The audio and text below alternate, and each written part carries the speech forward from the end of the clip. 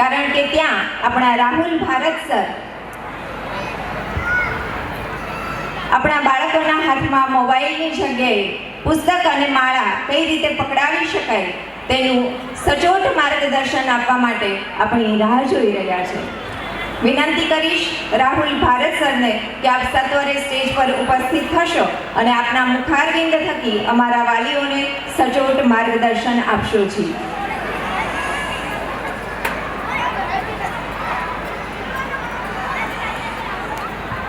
ઉપસ્થિત છે રાહુલ ભારત સર, ત્યારે એકવાર જોરદાર તાલીઓના ગડગડાટ સાથે તેમને વધાવી લઈએ.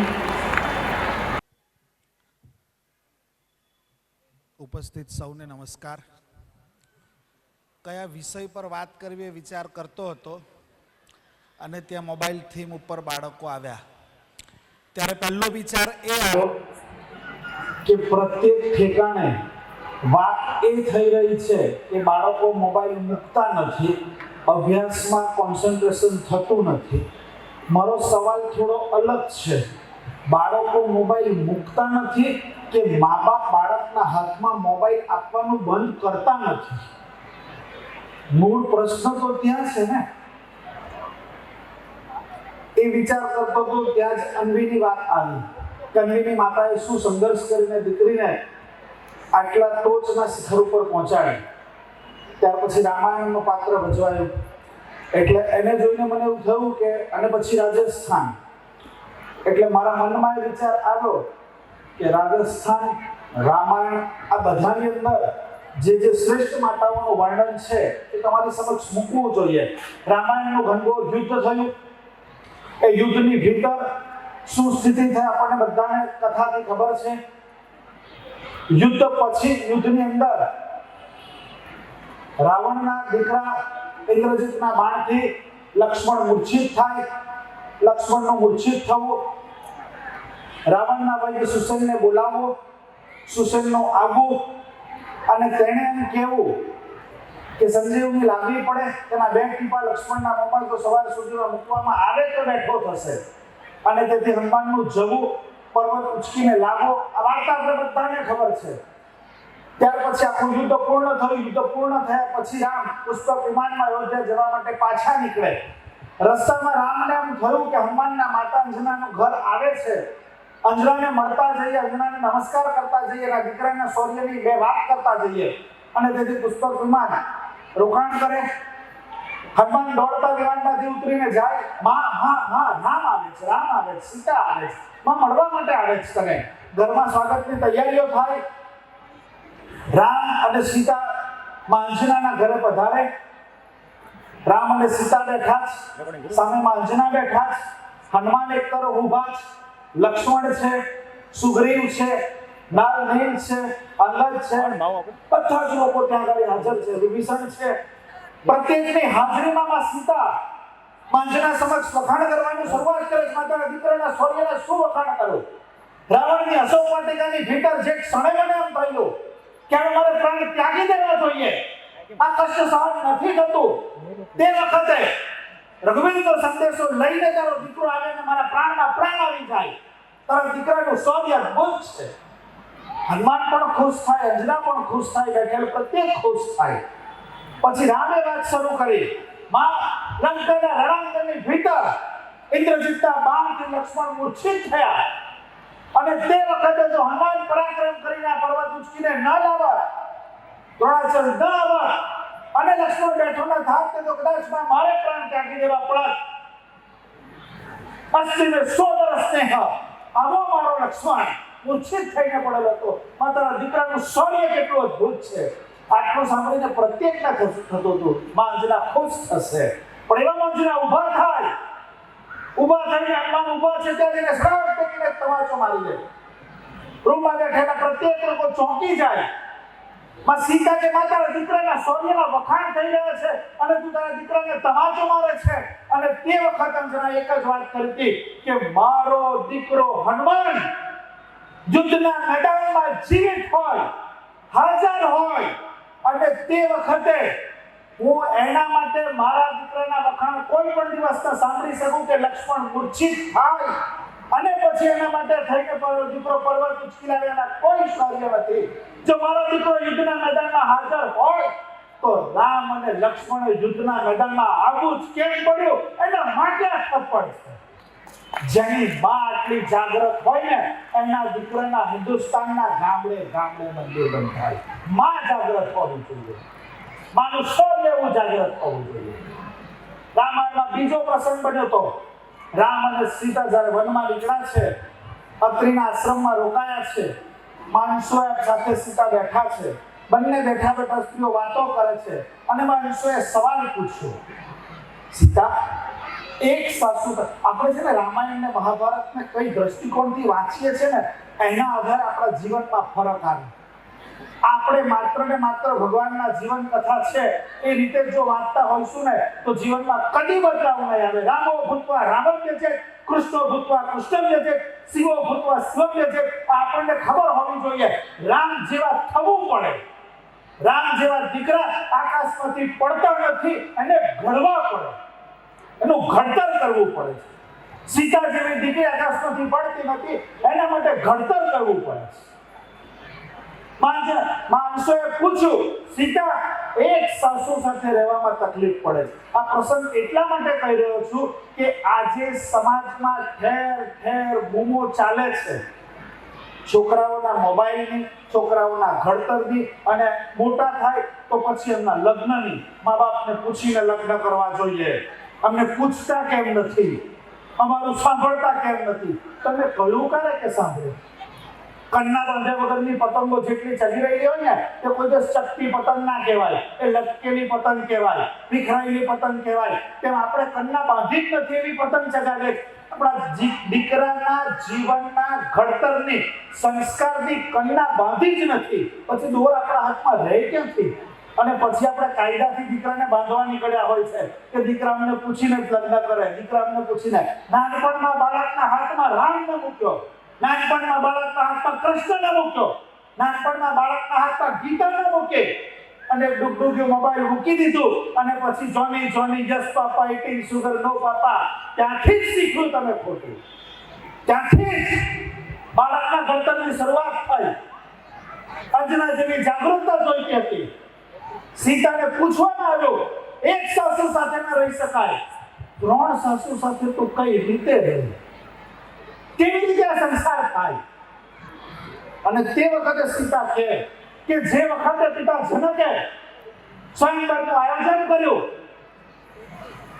પિતાના દરબારની ભીતર શિવ ધનુષ્ય છે, રઘુવીરને પ્રત્યંચા ચડાવે અને પછી સ્વયંવરની શરત અનુસાર મારે હવે તેમને વરમાળા પહેરાવવાની હોય. એક તરફ શ્રી રામ ઉભા છે, બાજુમાં ભાઈ લક્ષ્મણ છે, ગુરુ વિશ્વામિત્ર છે, સમગ્ર આર્યવ્રતના દેશ દેશાંતરથી આવેલા રાજા મહારાજાઓ બેઠેલા છે, અને હું હાથમાં વરમાળા લઈને, સીતા વર્ણન કરે છે પોતાની સ્થિતિનું, હાથમાં વરમાળા લઈને સીતા ચાલી રહ્યા છે. એકલા નથી, સંતાઈને કોઈ આ કામ નથી થઈ રહ્યું. સમગ્ર આર્યવ્રતના રાજાઓની સમક્ષ છે, ગુરુઓ છે, ઋષિઓ છે, સંતો છે, બધાની હાજરી છે.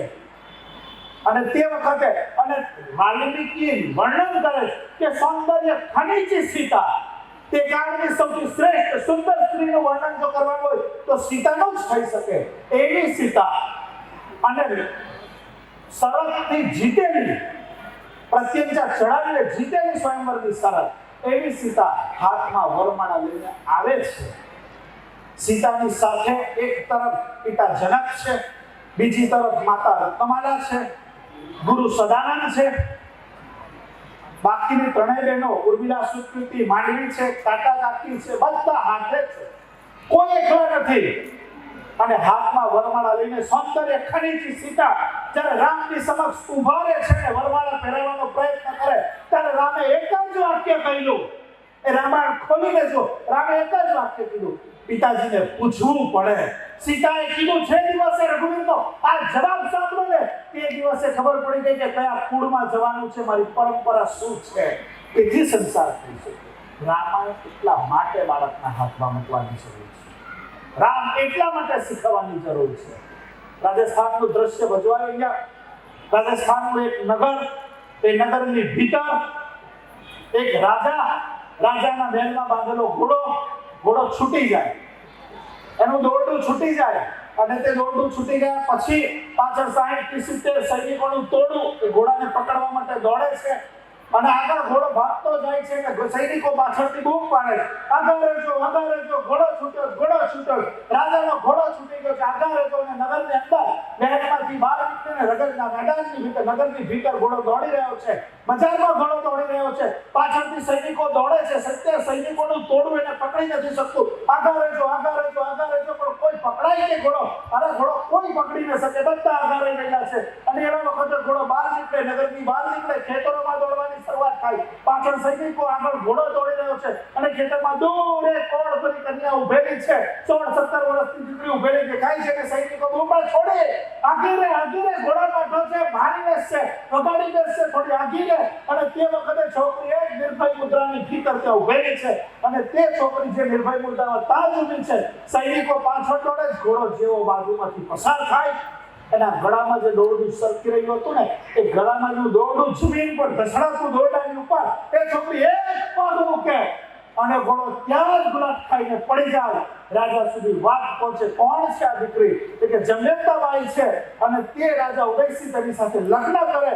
લગ્નનો થોડો સમય થાય, ઘરમાં બાળક આવે, 6 મહિનાનું બાળક હાથમાં છે અને 6 મહિનાનું બાળક ઉદયપુરના પહેલની ઝરૂખા ઉપર અંતઃપુરમાં રાણી જમયંતાબાઈ હાથમાં દીકરાને લઈને, 6 મહિનાના દીકરાને લઈને એ ઝરૂખામાં ઊભી છે અને તે વખતે પાછળથી રાજાનો પતિ, દીકરાનો બાપ આવે અને પાછળથી પોતાની પત્નીને ભેટવાનો પ્રયત્ન કરે અને તે વખતે એક હાથ પર ધડાકો મારીને જમયંતાબાઈ ધડાકો મારે, રાજા 4 ફૂટ આગળ થઈ જાય. અને તે વખતે જમયંતાબાઈ એટલું જ કહ્યું, મારા હાથમાં મારો દીકરો છે, એના પર શું સંસ્કાર પડે એની ચિંતા મારે કરવી પડે.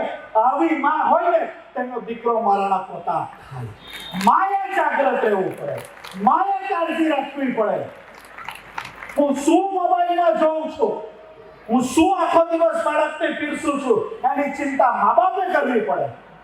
આપણાથી મોબાઈલ મુકાતો નથી, પછી કઈ રીતે દીકરા મોબાઈલ છોડાય? એના માટે પ્રયત્ન જો કરવો હોય તો બહુ સીધો પ્રયત્ન છે. આપણે બાળકના હાથમાં ચપ્પુ આવી જાય તો એ ચપ્પુના છોડાવવા અને ચોકલેટ તો પકડાવી જ પડે. મોબાઈલ મૂકી દો કહીને કોઈ દિવસ મોબાઈલ છૂટવા નથી. તમે કહેશો કે મોબાઈલના ફાયદા ગેરફાયદા પર ચર્ચા કરવી, મારી પાસે મર્યાદિત સમય છે તેથી એના ઉપર વિશેષ ચર્ચા ન કરીશ. માત્ર સોલ્યુશન ઉપર સીધી વાત કરું. બાળકને શું છોડવું છે અને શું પકડવું છે એની સમજણ આપવા સિમ્પલ કામ પ્રત્યેક મા બાપે કરવું જોઈએ. હર ઘર લાઇબ્રેરી, પ્રત્યેકના ઘરની ભીતર લાઇબ્રેરી બનવી જોઈએ અને મા બાપે નક્કી કરવું જોઈએ. દર મહિને મારી પાસે 2400 બાળકોને અત્યારે ભણાવી રહ્યો છું. પ્રત્યેક બાળકને એક જ નિયમ છે, દર મહિનાની 1લી તારીખે એક પુસ્તક ઘરની લાઇબ્રેરીમાં ઉમેરવાનું છે. બાળકની ઉંમર પ્રમાણે, બાળકના રસ રુચિ પ્રમાણે મા બાપે એક પુસ્તક લાવીને મૂકવાનું. જો તમારું બાળક 2 થી 6 વર્ષની ઉંમરનું છે, વાંચતા નથી આવડતું, તો પંચતંત્ર છે, હિતોપદેશ છે, આવા પુસ્તકોને લાવવાના. ચિત્ર સાથેના પુસ્તક હોય, મમ્મીએ 20 મિનિટ પોતાના વારસદાર સાથે બેસવાનું. સંપત્તિની ભીતર જો તમારા બાળકને લાખો રૂપિયા નહીં આપો તો ચાલશે, પણ એક લાઇબ્રેરી આપવી જોઈએ. આવનારા વર્ષોમાં એવો સમય આવશે કે જેના ઘરે એક લાઇબ્રેરી નથી ને તેને દીકરી દેવાય પણ નહીં, તેની દીકરી લેવાય પણ નહીં, કારણ કે મોબાઈલમાં બીજાને જ પ્રેમ કરતા રહ્યા છે. એની કોઈ જરૂર નહીં પડે. સમાજમાં સંસ્કાર વગરનો સમાજ નહીં ચાલે. તેથી એ 2 થી 6 વર્ષના બાળકને ચિત્ર વાર્તા લઈને 20 મિનિટ મમ્મીએ પપ્પાએ બેસવાનું, વાર્તા કહેવાની અને ચિત્ર બતાવતા જવાનું. હળવે હળવે બાળક વાંચતું થઈ જાય. ઘરની અંદર એક લાઇબ્રેરી હોવી જોઈએ. મેં મારા હજારો બાળકોને એક જ વાત શીખવી છે, જો પ્રત્યેક મમ્મી પપ્પા ગજવામાં ફોન લઈને ચાલે, તું ગળામાં માળા લઈને ચાલ. જે મમ્મી પપ્પા અથવા મહેમાન ઘરમાં આવે એમને રીલ જોવાનું મન થાય, તે વખતે તને જો મન થાય તો મોબાઈલ મચેડવાનું મન થાય તો એક માળા કરીને 2 પેજ પુસ્તકના વાંચી લેવા, બધું ડોપામાઇન ડિટોક્સ વાળી પ્રક્રિયાઓ થઈ જતી રહેશે. પ્રયત્ન કરવો જોઈએ અને પ્રયત્ન કરે તો પરિણામ મળે છે. ગયા વર્ષે આ 2025માં 1 મેના દિવસે મેં મારી શાળાના એન્યુઅલ ફંક્શનમાં સંકલ્પ કરેલો હતો અને આજની તારીખે 1000 કરતા વધારે ઘરોમાં હર ઘર લાઇબ્રેરી પ્રયોગ સાકાર થયો છે. એવા હજારો બાળકો મેં તૈયાર કર્યા છે જે બાળકો 100% મોબાઈલ છોડી દે, કદી અડકતા જ નથી. આવું સત્ય છે. મા બાપ શિક્ષક સાથે મળીને કરશે ને તો બાળકના ઘડતર માટેના પ્રયત્નો 100% સાકાર થશે. અને આપના બાળકો એવી સંસ્થાની ભીતર છે કે જે સંસ્થા બાળકના ઘડતર માટે સંસ્કૃતિનું જ્ઞાન મળે એ માટે પ્રયત્નશીલ છે. આવી શાળાના સંચાલકોને, આના શિક્ષકોને પ્રત્યેકને અભિનંદન આપું છું. મને પણ અહીં આવવાનો અવસર આપ્યો એના માટે અભિનંદન આપું. અહીં બેઠેલા પ્રત્યેક પાસે સંકલ્પ લેવડાવો. પ્રત્યેક માણસ જેને એવું નક્કી હોય કે હા, મારે મારા બાળકના જીવનમાં વાસ્તવિક વિચારને વાવવો છે, મોબાઈલ નહીં વિચાર આ વાવવાનો જો હોય તો હર ઘર લાઇબ્રેરી હોવી જ જોઈએ. અને ઘરની લાઇબ્રેરીમાં દર મહિનાની 1 તારીખે એક નવું પુસ્તક ઉમેરતા જઈએ. આટલું કરીશું તો ચોક્કસ ભવિષ્યની પેઢીના ઘડવયા થઈશું. ફરી અંજનાને યાદ કરો, અવનીની માતાને પણ યાદ કરો, તો આપણે સરસ શ્રેષ્ઠ કામ કરી શકશું. અને શ્રેષ્ઠ કામ માટે થઈને ભગવાન આપણને સૌને શક્તિ આપે એવી પ્રાર્થના કરું છું. ખૂબ ખૂબ સાધુવાદ.